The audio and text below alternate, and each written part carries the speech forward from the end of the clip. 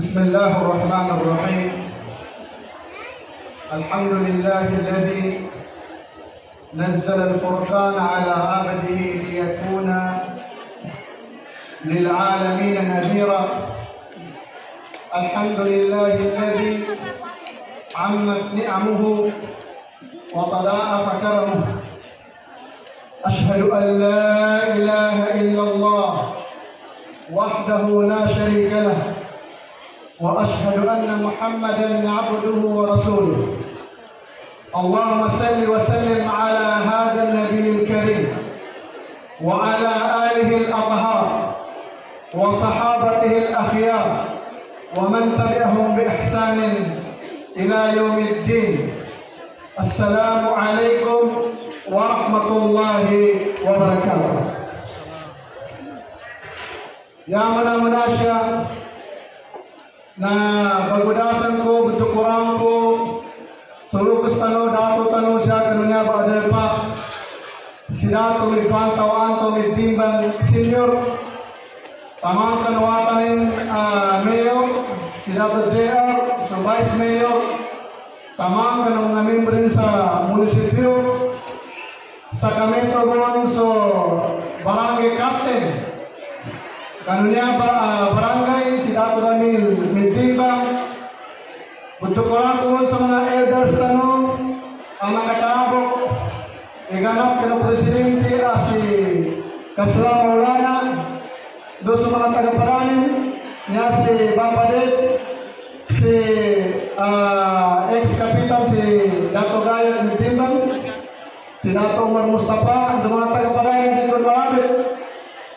Sa kami ito po, bersyukuran ko, bagudasan ko so mga taga-parako siya sa Voice Department, iganap ka ng Munir Tano at Chef Yasir Abdullah Kulunan, nando sa OIC Principal Munir Tano at Chef Dr. Jalaluddin Ison, tamang ko ng mga taga-padanin ang mga moderno.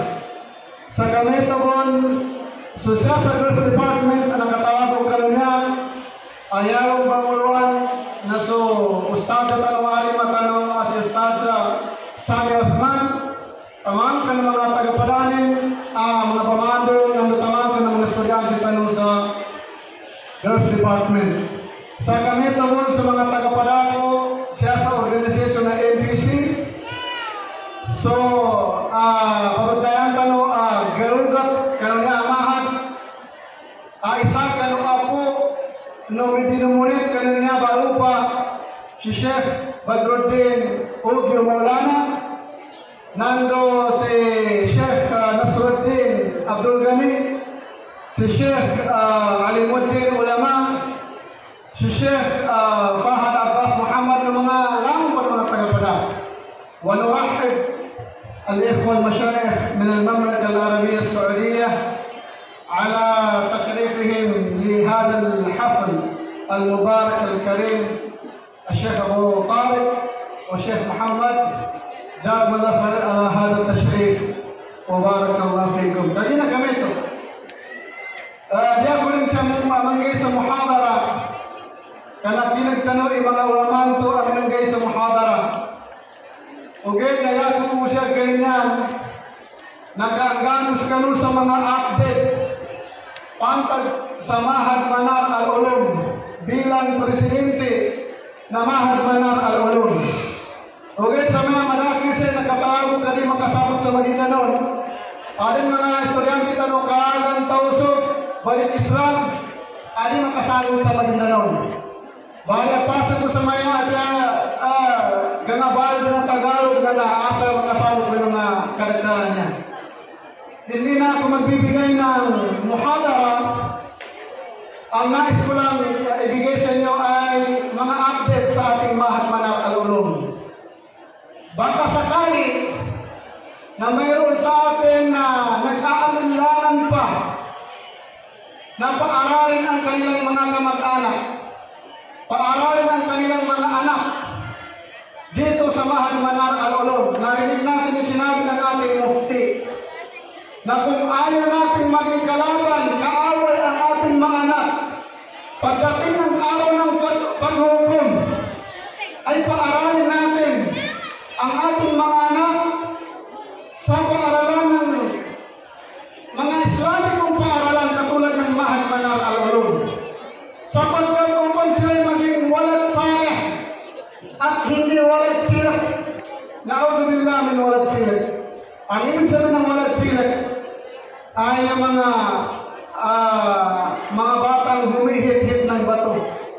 Yan ang ibig sabihin ng, so napakalungkot na instead na nakikita mo ang anak mo na nagkukot pa, nag-iimam, nagtuturo ng Islam, doon nakikita ang anak mo sa mga masasamang bagay.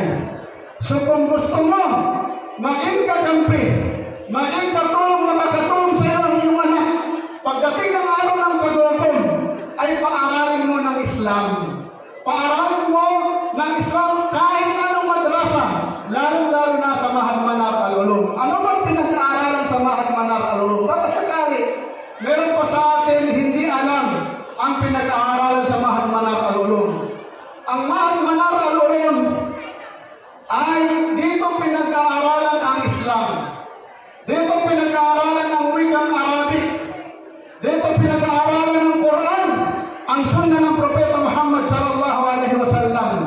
Narinig natin kanina ang sinabi ni Sheikh Abdul Hadi Commander, ang former Secretary General ng Hayatul Ulama, na ang pagkakaunawa, pagkakaintindi sa Islam, ang pinakaunang pangunahing paraan ay maunawaan natin ang wikang Arabic, sapagkat ang Quran ay nakasulat sa wikang Arabic. Ang hadith, ang Sunnah ng Propeta Muhammad sallallahu alaihi wasallam ay nakasulat sa wikang Arabic.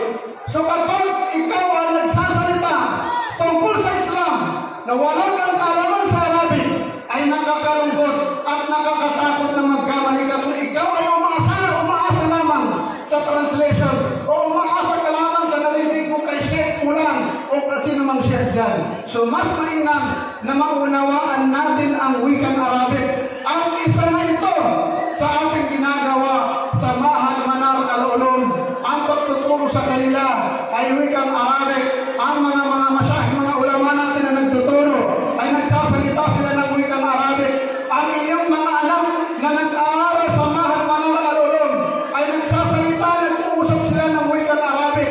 At sino mang mahuli, sino mang makita marinig na nagsasalita ng wikang Arabic ay sinusulat na itinuturing na lumabas sa patakaran ng Mahad Manar Al-Ulum. At kapag nangyari ng 3 beses na lumalabas sa Mahad Manar Al-Ulum ay pauwiin. Ganon katindi, ganon kabigat ang aming patakaran pagdating sa wikang Arabic. So, iniimbitahan namin ang mga magulang na kung kayo ay nag-aalilangan pa paaralin ang inyong mga anak, ay huwag na kayong magkatubili na paaralin ang inyong mga anak sa Mahad Manar Al-Ulum. Ipinaparating ko sa inyo ang pagbati at congratulate ng mga masyayikh, mga scholar natin sa Saudi Arabia, na kung saan isa sila sa mga founder ng Mahad Manar Al-Ulum. Kahapon at ng isang araw, nag-uusap kami, ngayon nandito tayo, meron tayong 2 bisita. Pinag-uusapan namin paano pa pagandahin ang Mahad Manar Al-Ulum. So meron silang magandang mga nasabi, pero hindi ko muna sasabihin dahil para surprise na lang muna. Ang mahalaga, ang sabi nila, kami ay tutulong sa inyo sa Mahad Manar Al-Ulum sa abot ng aming makakaya sa isang kondisyon. Merong kondisyon, tutulong sila sa atin upang pagandahin ang Mahad Manar Al-Ulum sa isang kondisyon. Ano ang kondisyon na ito na sinasabi ng mga masyayikh? Ang kondisyon na ito, sabi na kapag kayo ay nagkaisa. Kapag kayo ay nagkaisa, mula sa munisipyo, mayor, hanggang sa barangay, elders, mga nagtuturo, leadership ng NCC, lahat, kapag nakita namin na kayo ay nagkakaisa, tutulungan namin kayo. Subalit, kapag nakita namin kayo rin, kayo rin ang nag-aaway, hindi kayo nag-iisa, pasensya na po, hindi po kami tutulong. O kung tutulong kami, ay konti lang. Ganun. So, ibig sabihin, ang mga kapatid natin nasa ibang bansa, kung sila ay ipinibigyan nila ng mga malalaking halaga upang tayo ay makapagmadrasa, how much more tayo na taga rito? Dapat tayo nagpapakita ng pagsisikap upang palakasin ang pananampalatayang Islam at sa ating sariling lugar, sa sariling bansa. Alam niyo po ba, sa buong Pilipinas, napakaraming hindi pa mga Muslim. Minorities lang ang mga Muslim. Napakarami, sa mahigit 100 member, mas maraming Kristiyano.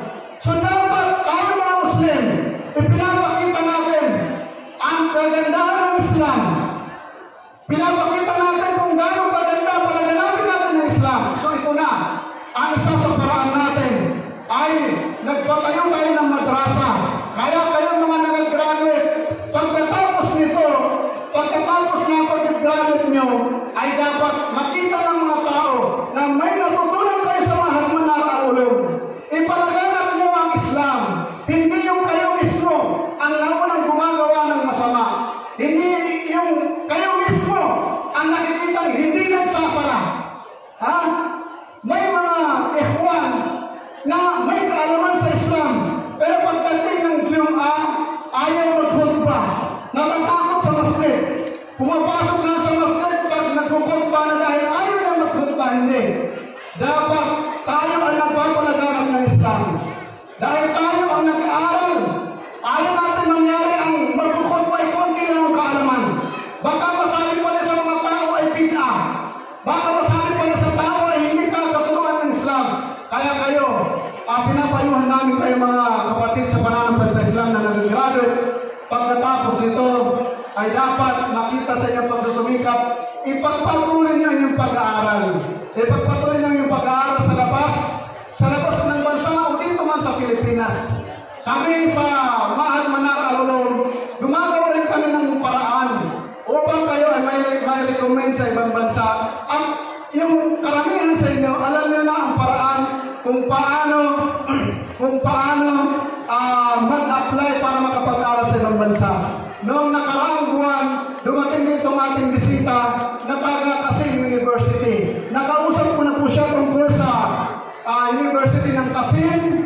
Inshallah, baka matutulungan tayo sa mga susunod na panahon. Ako ay humihingi ng paumanhin sa lahat ng mga magulang ng mga estudyante namin kung mayroon man kami pagkukulang sa paghugot sa inyong mga anak, sa inyong mga kamag-anak at nag-aaral sa Mahad Manaraulo. Kami ay humihingi ng paumanhin dahil kami ay tao lamang na may pagkukulang. At kung ano man ang ibigay namin maganda sa inyong anak, ay kami ay humihingi sa Allah Subhanahu wa Ta'ala ng gantimpala. Huwag natin kalimutan ipagdua, pasalamatan at pagdua sa Allah Subhanahu wa Ta'ala. Ang lahat ng napagod sa mahad na ito, sa pamamagitan, tumulong sa mahad nito, sa pamamagitan ng pera, lupa, isip, pagod, lahat ng napagod sa mahal manar na ito, at tayo humingi ng nananalangin sa Allah Subhanahu wa Ta'ala ng malaking gantimpala para sa kanila. Naway, ibigay sa kanila ng Allah Subhanahu wa Ta'ala ang magandang buhay dito sa mundo, lalo na pagdating ng araw ng paghukom. Hanggang dito na lamang. Maraming salamat sa lahat ng dumalo sa programang ito. Ako lumatas maon. Assalamualaikum warahmatullahi wabarakatuh.